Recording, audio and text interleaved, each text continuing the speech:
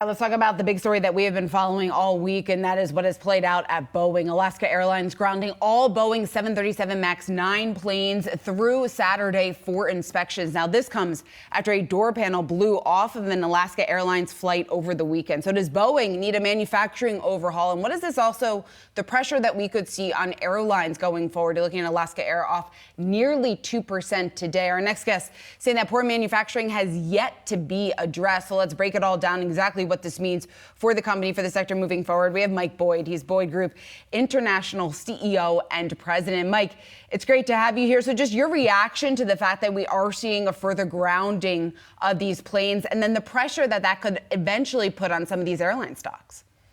Well, the real issue here is Alaska Airlines. Almost 30% of their airplanes are these grounded airplanes now. So if they have to stay down for any length of time beyond this weekend, we're going to have some major changes at Alaska to make up for it. In other words, they may stop flying to some small markets. Places like Kalispell and places like that might get hurt. But also that they cannot be anywhere close to in the black when 30% of their airplanes are not being productive. That's one major issue. Even for United, it's a hit. It's about 11% of their narrow body fleet. The real issue here, we've got to have something coming out of the Boeing side that gives confidence again, not just to these two airlines, but to the flying public. We have a manufacturing issue, not a loose screw. And so all that considered, is there anything in terms of an overhaul that you're watching for or expecting to come on the manufacturing side with Boeing? I'm not expecting exactly anything. But again, we found the problem, bad manufacturing or sloppy manufacturing. That means someone has to go into Boeing and start to look at all aspects of what they're doing. This is not just a plug. So I would suspect we will see the NTSB or the FAA come out with something a little more serious than just, well, we found some bolts and they tightened them. So, Mike, if it is a manufacturing issue, that places even more pressure on Dave Calhoun to act. We've seen, obviously, in terms of his addressing of his employees earlier this week, the fact that he did seem rattled about what has played out over the last week. What do you think about his leadership so far and whether or not he's the right person for Boeing at this point? You know, it's a tough job. It's hard to pass on that. However, you know, the response is often Boeing, something like, well, we apologize. You don't apologize for this. You say, this is what we're doing. We found that there may be some shortfalls in some of the ways we produce our airplanes. We have the safest airplanes in the world, et cetera, et cetera. It's been really milquetoast up till now, and I'm not impressed. And I really do think, you know, Boeing's board has to understand the shareholders have taken a hammering on this, and Mr. Calhoun has to come to the party like a leader, not like an apologist. So, of what we've seen more broadly between the relationship between Boeing and the FAA, does this kind of put another spotlight on what needs to be rejiggered even within that relationship?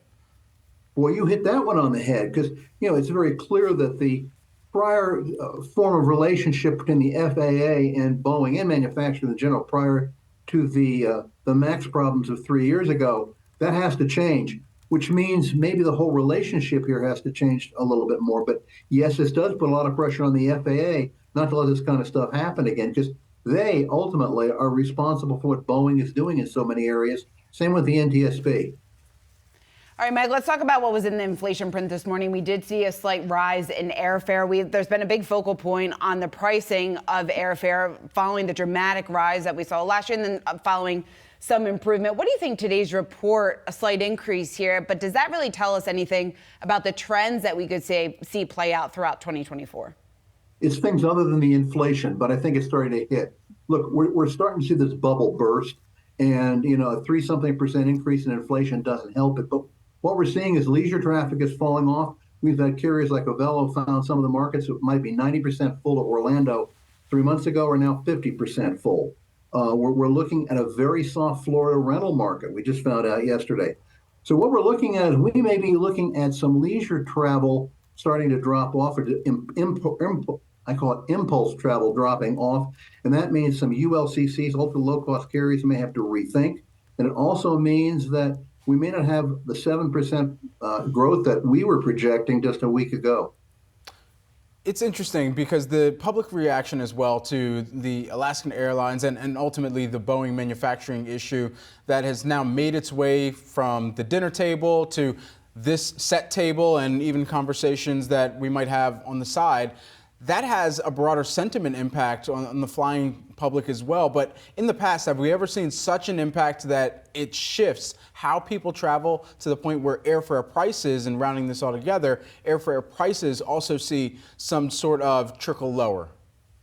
Yeah, it's a triple or quad whammy, if you want to say. We have inflation making steak on the table more expensive. We have these stories about safety making issues with, again, at the dinner table. And then we have really, I believe, a downturn coming in the next 6 months of leisure travel. That's going to affect, a whole sector of the industry. And I don't think we're going to see the growth we thought we were going to think.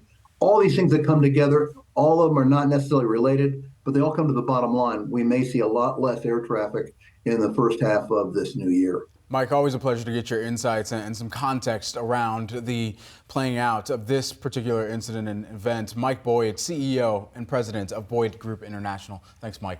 Thank you, sir.